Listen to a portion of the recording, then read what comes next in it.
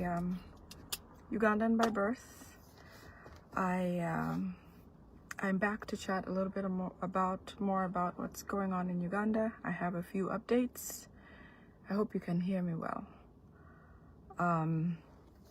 I didn't come yesterday because I had some things going on, but I'm going to combine both yesterday's news and today's so that we can catch you up to speed. Like they say, you can't tell a bee that honey is very sweet. Neither can you convince a fly that feces are not good for you or stinky. I have a very few updates about some UPDF soldiers. As you have seen, there's been 2 within a week's period of time that have been killed or dead. And there's supposedly somebody else who is critical, if not gone, but they're not yet going to announce it. There's supposed to be 3 other people. There was a woman today who had been incommunicado with somewhere in a safe house. She's supposed to be a UPDF general. And word has it that Muhoozi has personally executed her. Muhoozi used a bayonet to cut her stomach open, and she bled to death today. Reason being, that woman is suspected of having let His Excellency Kyagulanyi Ssentamu exit Gomba. I believe that's where Magere is, or where our president's family hails from. It is sad, but yet again, you know, if they cannot realize that they are in danger, as much as they've been warned, I feel like they're ending up deserving what they're coming across right now.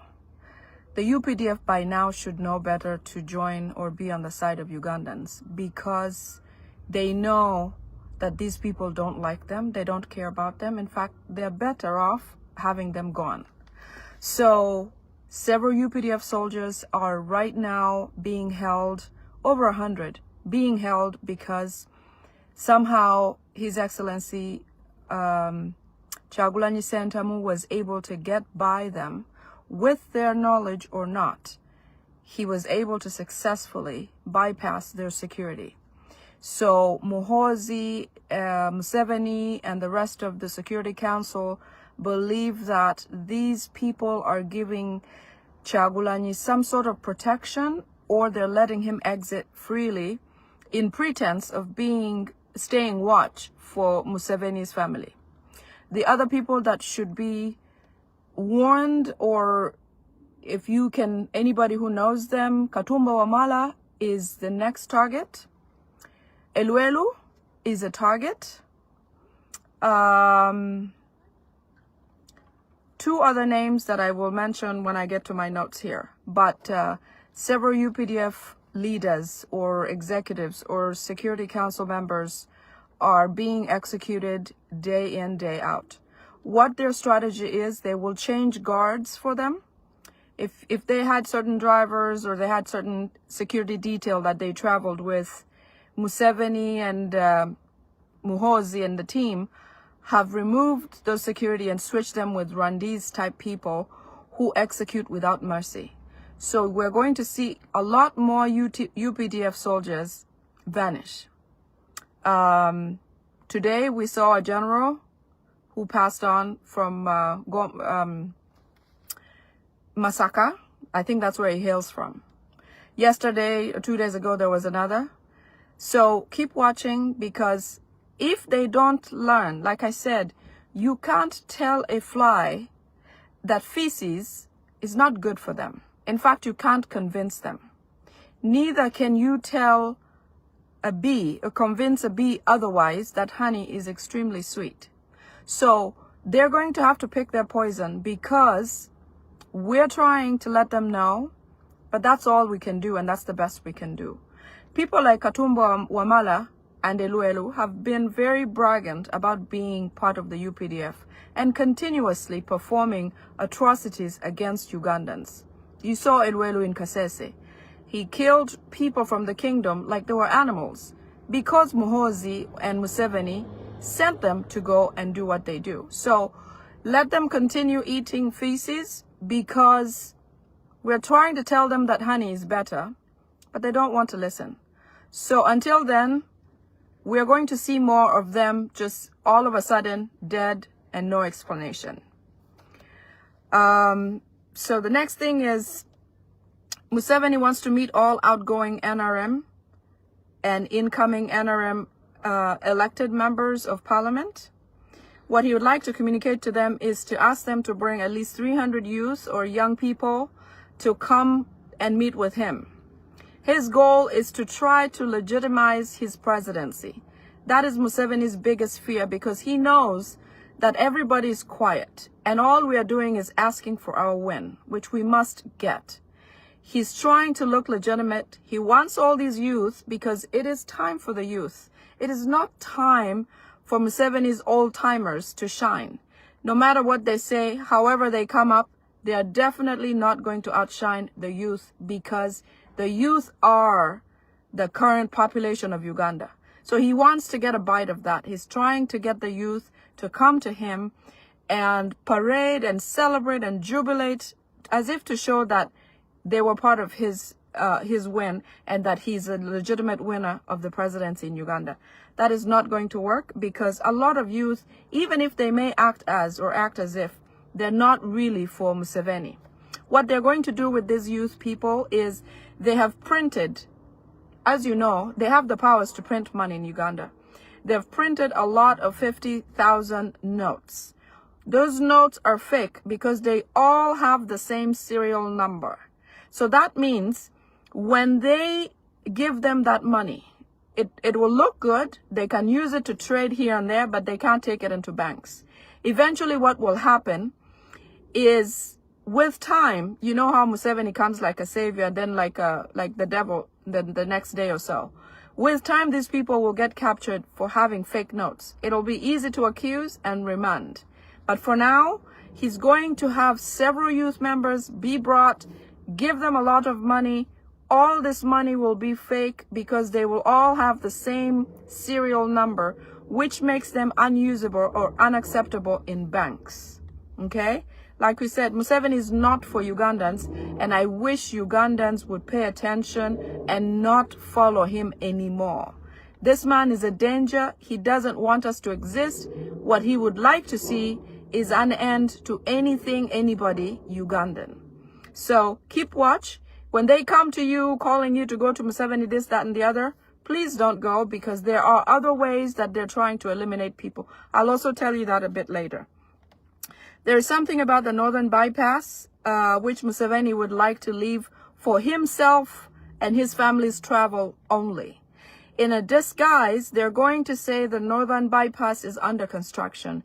But really what they mean is Museveni is afraid that anytime he's going to get attacked in the State House, he knows that anytime the Western world is coming for him, could be the Western world, could be an army from somewhere, could be an East African army, you just never know. All efforts are, like I said, in the works to make sure Museveni is not existent in Uganda and is not the president of Uganda. And he knows that better than any of us. We can feel it. We're happy about it. But Museveni lives by the minute. He can't tell what tomorrow brings. He can't tell what next week brings. So he's living for now, for today, for right this minute, whether he's asleep or having dinner. That is the only time Museveni is assured of his breath. So he's very fearful, and he's anticipating an attack on him at any point in time and in the very near future. So he wants to be able to access the Northern Bypass when that emergency comes for him. He wants it to be used only by him and his family because he's afraid of Ugandans being on the street or using that bypass, having him, caught up in traffic or whatever when he's trying to make his exit. So when you see the northern bypass being used or actually being marked as under construction, it is not really. What he's trying to do is to secure it for only him and his family's transportation, not Ugandans. Again, we get to see that this man could care less how we live, what we do with our life, if we can access services. Imagine children who have to go through there to go to school now have to, change a way of getting to school, which makes it further. But he doesn't care. All he wants is for his family and himself to thrive in Uganda. Another arrangement he has made is to meet all boda boda and taxi vendors on the street at Kololo airstrip. He's going to have them come and meet there because the plan is to send these people off the streets. As you have seen, ministers, people have come out saying we need to get people off the street. KCC has become further active. The reason why they're doing that is so that eventually Museveni comes as the savior, like he did in Luero after killing people. He would come. Hi, Mom. My mother-in-law is watching. Well, that's nice. Sorry about that. But so what he would like to do is to come back and win the hearts of people who are in and win the hearts of these people, the boda boda people, the taxi people, street vendors. He wants to come and say, oh, you can't go, you can continue trading.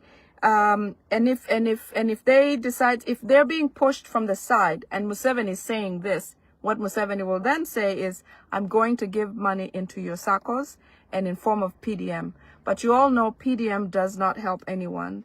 And the SACCOs, that money is tied up and it's not useful. Why don't Ugandans just thrive on their own, look for their own jobs, build their own families how they wish, work hard? We do our work. We care about our people. We care about what we do. We want our children educated. Why doesn't he let us do as we wish? Okay.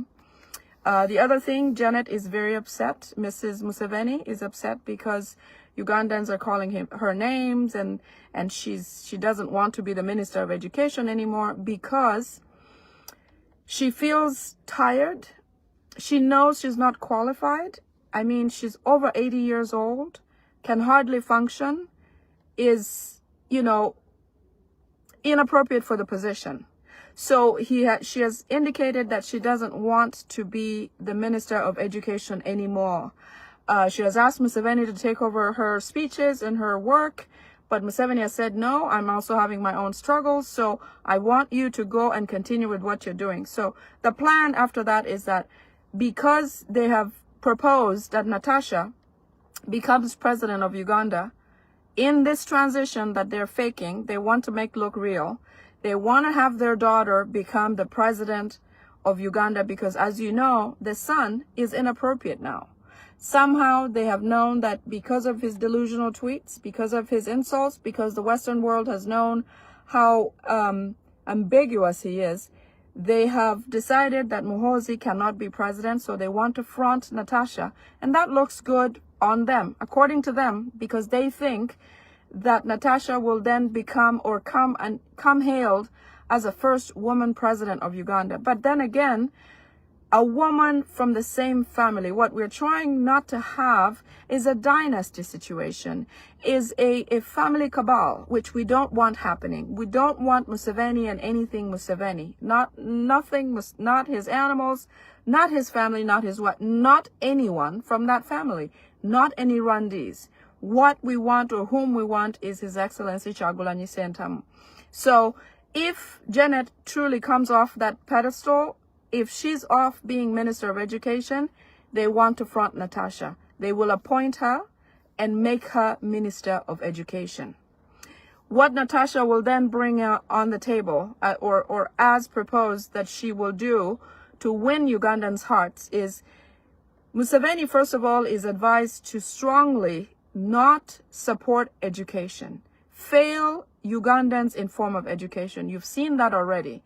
The standard of education has completely been eroded. Makerere University used to be one of the best in Africa. Makerere was highly recognized. We had schools, those Catholic schools that used to be really, really, really good. You know, Madeira, we had Kisubi, we had Iganga girls, we had several different schools, in fact, in several different districts. The schools were performing really, really well. And then they ended up on Makerere studying, you know, courses that mean so much. When you came or you left the country and came to another country, you know, we were like the expatriates that went out with the knowledge and fit in the right place and not have to start from zero. But not anymore, because most people, you know, education is really, really poor. The standards, primary schools, you've seen the condition of schools. Children have nowhere to sit in their classrooms, you know, the roofs leaking or you know, just everything going wrong, especially with UPE, because UPE is a public education program which is meant to further worsen education, especially for the younger children in Uganda. So we are seeing a lot of worse products in education in Uganda because this woman, being the wife of the president, old, not educated, run this ministry. She has been an absolute failure. And the daughter will fail this further. So anyways, in a way to hoodwink Ugandans, the daughter will then try to shut down private schools, which have high requirements, high fees, and also tax them heavily. The reason they want to do that is to try to get people away from private schools into their UCE or UPE schools, which are in worse shape. You know, they just want to maintain a decline and a steeper decline in education. So look to that when you see the news coming here and there about, oh, Natasha, this and that, Janet retiring. Truly, they want to derail education further. Okay. The other thing is that there's a picture that was posted by Bobby Wine. Did anybody see it? He posted a picture at State House. That picture has sent shockwaves to everyone in State House.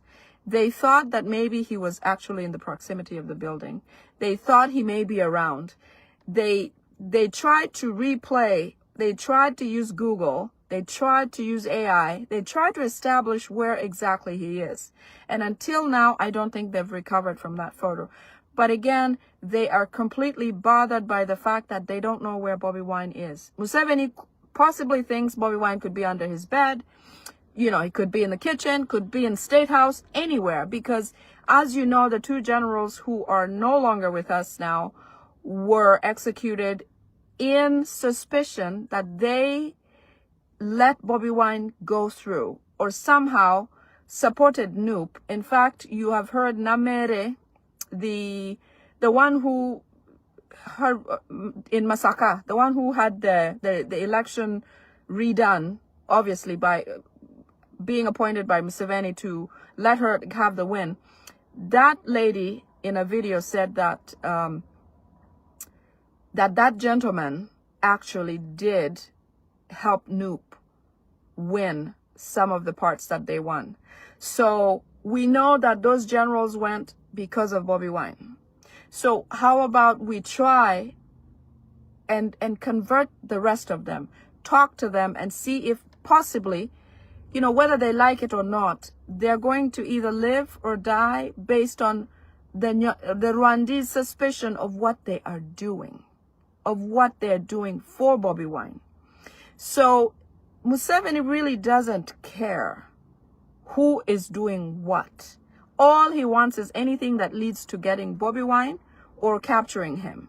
So back to this, that picture that Bobby Wine posted at State House has shaken them and continues to do so.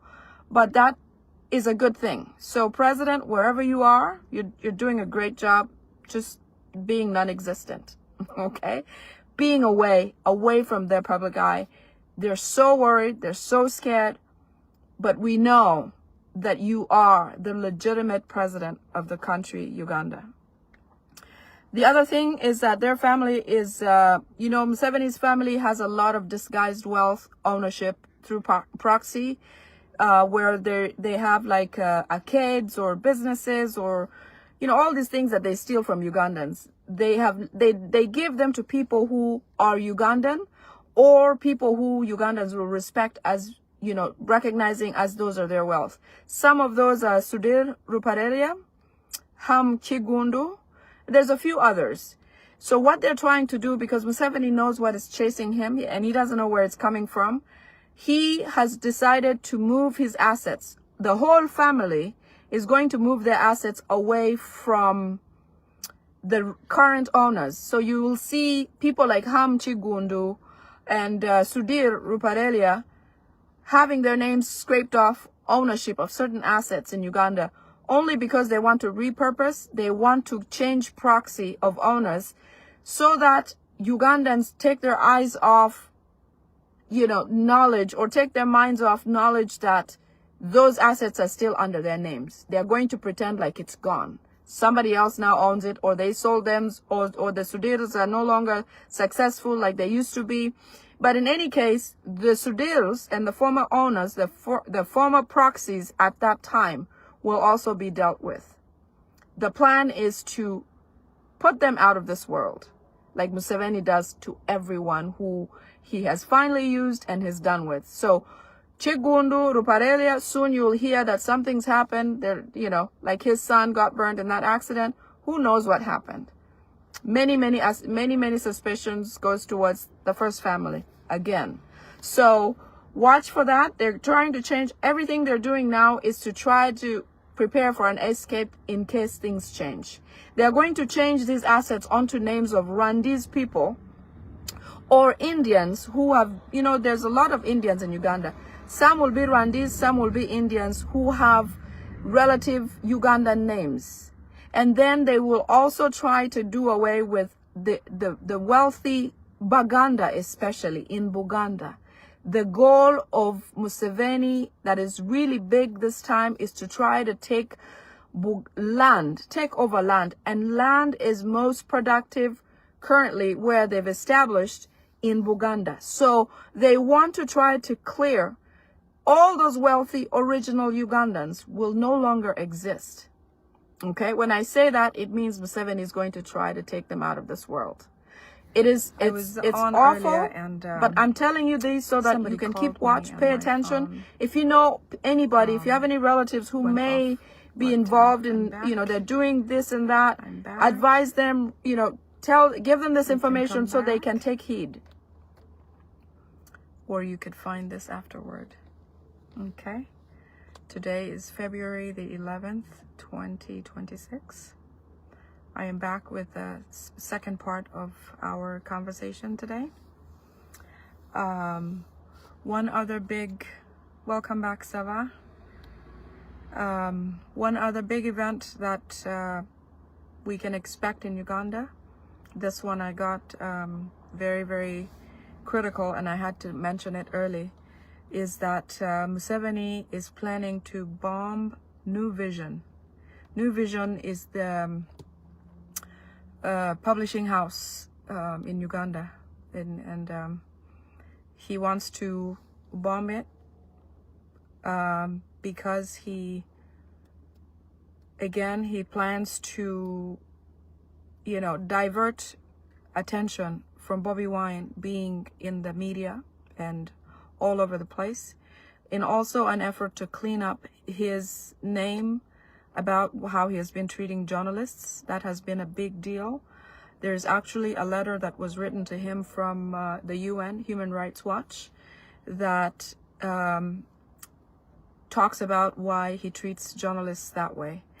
In this plan, he plans on hitting the part of New Vision where Bukedde, the air, especially the part where it involves Bukedde, because Bukedde part of New Vision is much busier and has a lot of people. I understand at least 1,000 people are in the building at any given time doing their work. So he plans on that attack any day from now. Some of the journalists know about this and they're going to report on this right after. They will not be in the building when this happens, but will come back later to make a report. One of the people who is aware is Don Wanyana, I think.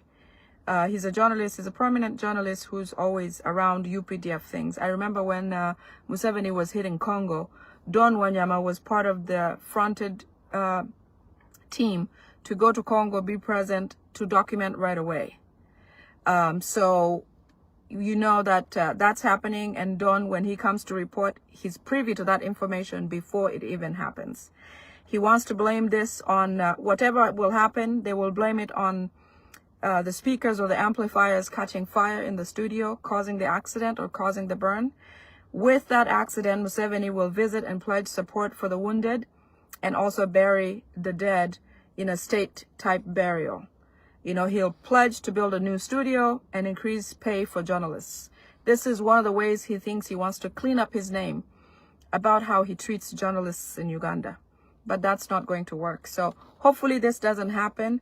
If you know people working with New Vision, especially Bukedde, let them know so they can, you know, take heed, take advice, hopefully be safe, okay?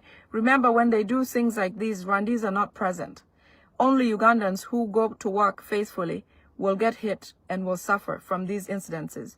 All these people care about is to kill people, to kill Ugandans so that they can reduce the number of Ugandans, so they can take over Uganda, our country, okay?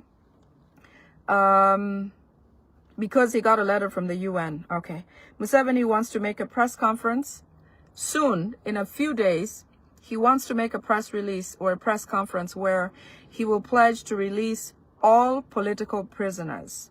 He wants to release because he's getting so much pressure and backlash from international communities, from human rights watchers all over the world, the ICC. He's afraid that anything can happen. So he would like to come out in the open and say that he has forgiven all political prisoners. Remember, these people did not do anything. He took them into custody because he wants to try to curb Bobby Wine or His Excellency Kyagulanyi Ssentamu's presence or power or love or people power in Uganda. So he's going to come out, look like a savior. This is the same thing he has done in Acholi. Anywhere where Museveni has committed atrocities, where people have died, people have suffered, he has come, caused the suffering, later on went back, came back, and looked like the savior. So he's like a kid who spills water, then comes back and mops it and acts like he didn't do it. So watch for this. It'll be good if he releases the political prisoners. But you know that he's not doing it as a favor to Ugandans or to the political prisoners. He's doing it because he's getting a lot of pressure from the Western world. Okay? I don't know if I should say this, and maybe I shouldn't. Last time I spoke about this person, and people said, why did you even let her know? Somebody has eaten poison. By Muhoozi, officially, it is credible that somebody whom you all know, who I talked about last time, and people said, why did you even mention? That person, she or he, is on her way. Muhoozi brags about successfully having given her the poison. Okay, so you know who it is. I'm not going to say. I feel bad, but last time I spoke about her, everyone said, why did you even do it? But at least you know. At least you can reference, okay? The other thing is the Museveni family, they're packing up. I understand Museveni has taken all his valuables out of State House. As you know, they have a whole city to themselves called Butiamba in Tanzania. They have taken all of their precious items from State House in Entebbe in Uganda because he knows at any time something's probably going to hit him. So just so you know, even if they decide to burn down State House, they have nothing to lose in there. But in any case, this is an indicator that as much as they act like nothing is going on, Uganda is moving on, there is no Bobby Wine or no people are not anxious for change, this can show you that these people are on their way. Themselves have packed up and have moved a lot of things out of Uganda. It is just impossible for them to give up and run away without being scared or at least being pushed out. So they're waiting for the push, but in the meantime, everything is gone. Museveni is still planning to burn Owino. Owino Market, if you have family members or people who go there to, trade or have their businesses, have them warned, because he still wants to burn it and build harm buildings, like those towers that had the flooding somewhere in Kampala. He's trying to burn Owino so that people are moved away from there, so that he can have his Rwandese people occupy and build their buildings and do their businesses. Okay? UPDF, this is a big warning. All of you who are continuing, yes, Ibrahim, I think somebody called me and I couldn't figure out staying on or taking it off. So somehow I had to take the call and this canceled, but I apologize. I should have a different phone next time for this. So UPDF, like I was saying earlier, you can't convince a fly that feces is not good for them. Neither can you convince a bee that honey is very sweet.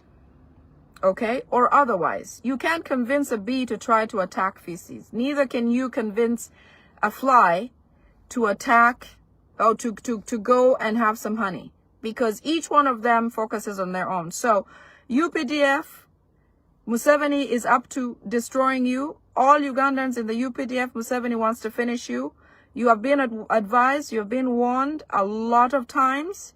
People like Elwelu, people like Katumba Wamala, people like Okiding, people like, I forget what the other names are, but as you know, if you are indigenous Ugandan and you are in the UPDF, Museveni is paving way for only Rwandese to be in the military service of Uganda and UPDF. So you are not welcome anymore. In fact, you have overstayed your welcome. He's eliminating you one by one. So far, it is going to be 3. By tomorrow morning, you'll hear of 3 UPDF soldiers gone. He also would like to have 3 ministers gone. I'm saying state ministers, not preachers or pastors. So take heed. Like I said, there's somebody who I'm not going to explain very much. Muhoozi is bragging about having given her successfully, and she's taken the poison that he meant to give her. Okay? Muhoozi himself, there's a lady, a general in the UPDF who was deployed in Gomba at the time that they attacked Bobi Wine's home and attacked Bobi Wine. It is believed that Muhoozi believes that this woman was part of the escape route to get Bobi Wine out of Gomba. What Muhoozi has done today, he took a bayonet knife, the military knife.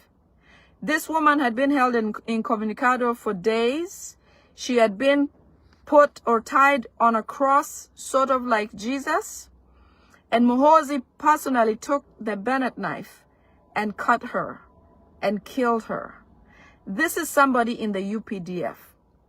Because they can't get the information they want about where Bobi Wine is, they are taking it up on people who they think or suspect that are involved in Bobi Wine's successful disappearance from where they expect him to be. So a poor general, a woman, a Ugandan woman, today, her life has ended because Muhoozi took a bayonet knife and cut her stomach while she's tied down on a cross like a criminal. I'm not saying like Jesus, because I'm not comparing the two. But they do things like that to humiliate people. It is likely that she was not dressed, obviously, in just making sure that you don't have the humanness anymore when you are away from them, when you get away from them, if you do. But poor woman did not make it. Several other killings of women are going on. Some of you have seen the socialist woman who was killed recently. And then yesterday, the dean of studies at one of the universities was killed in her personal home. I just saw another publication that somebody from Lira district, was killed or found dead in his home. Such things are going to continue happening because these people want to wipe Ugandans away or out of Uganda. So be very careful in whatever you do, because their intentions are never good for Ugandans. Never good for Ugandans. A couple of things I'd like to go back to from Museveni's visit to Tanzania the other day. Okay? He particularly went over there to visit Suluhu and try to secure his next main events, such as, escaping from Uganda, getting to Tanzania and all of that. He met several people, including Kagame, Suluhu, some military executives from North Korea and China. Okay? And all of their meetings are pertaining to trying to keep him in power and trying to formulate a dynasty in Uganda.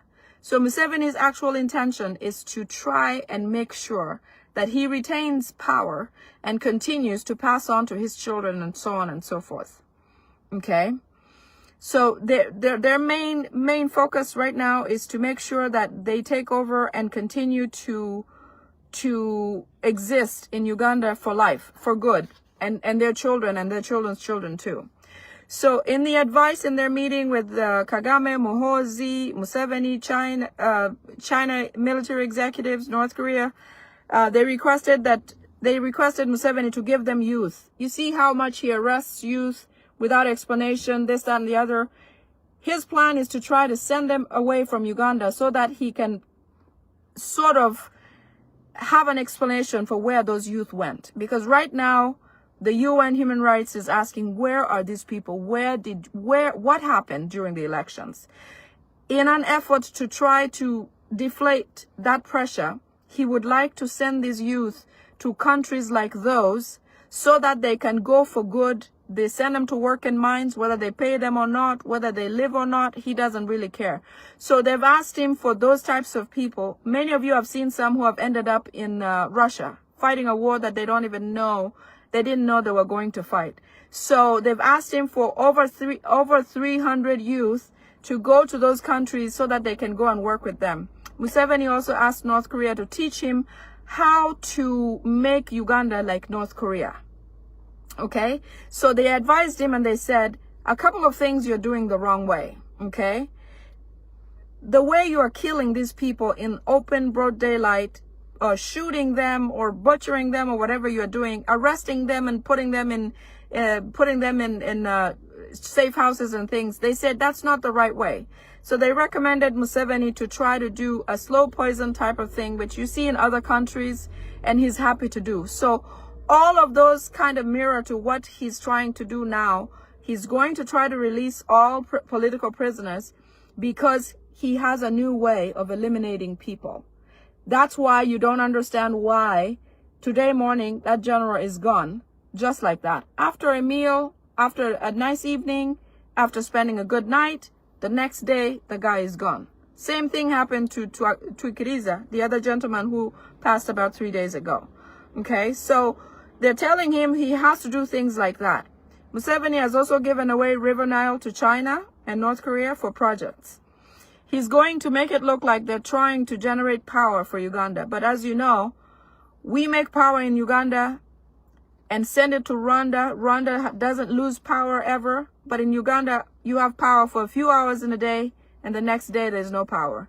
Things like this are going to continue happening because now that he has given it to China and North Korea to mine gold and all other minerals in the rivers, Uganda is going to further see a decline in power availability, okay? But the river is gone. He has given it away so that these people can help train him and his military to be like the North Korean military. All the wetlands in Uganda have been given to these people as well.